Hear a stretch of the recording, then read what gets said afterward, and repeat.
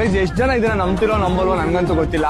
ಪೂಜೆ ಮಾಡ್ಬೇಕಾದ್ರೆ ಮಡಿ ಮೈಲ್ಗೆ ನೋಡ್ತಾರೆ. ಅದೇ ನಾವ್ ಯಾವ್ದಾರ ಹುಡುಗಿನ ಪ್ರೀತಿ ಮಾಡ್ತೀವಿ ಅಂದ್ರೆ ಜಾತಿ ಧರ್ಮ ನೋಡ್ತಾರೆ. ಆದ್ರೆ ದುಡ್ಡು ಇಸ್ಕೋಬೇಕಾದ್ರೆ ಇಲ್ಲ ದುಡ್ಡು ಕೊಡ್ಬೇಕಾದ್ರೆ ಯಾವ ಧರ್ಮ ನೋಡಲ್ಲ, ಯಾವ ಜಾತಿ ನೋಡಲ್ಲ, ಏನ್ ಮುಟ್ಟಿದೀವಿ ನೋಡಲ್ಲ. ದುಡ್ಡಿಗೆ ಒಂದಕ್ಕೇನೆ ಇವತ್ತವರೆಗೂ ಯಾವ್ದೇ ತರದ ಮಡಿ ಮೈಲ್ಗೆ ಇಲ್ಲ. ಮೀನ್ನ ಮುಟ್ಬಿಟ್ಟು ದುಡ್ಡನ್ನ ಕೊಟ್ಟರು ಖುಷಿಯಿಂದ ತಗೊಂಡ್ ಹೋಗ್ತಾರೆ. ಅದು ಪೂಜಾರಿನೇ ಆಗಿರ್ಬೋದು ಅಥವಾ ಮೀನ್ ಮಾರೋರೇ ಆಗಿರ್ಬೋದು. ಅದು ಪವರ್ ದುಡ್ಡಿಗಿರೋದು. ಅದಕ್ಕೆ ಹೇಳೋದು ಜೀವನದಲ್ಲಿ ದುಡ್ಡು ಮಾಡಿ ದುನಿಯಾನೇ ಆಳ್ಬೋದು. ದುಡ್ಡಿಗೆ ದುನಿಯಾ ಅಂದರು ದುಡ್ಡು ಮಾಡಿದ ದೊಡ್ಡ. ಯಾವತ್ತು ನಾವು ಹೊಂದ್ಕೊಂಡಂಗಲ್ಲ ಜೀವನ, ಹೊಂದ್ಕೊಂಡಂಗ್ ಜೀವನ.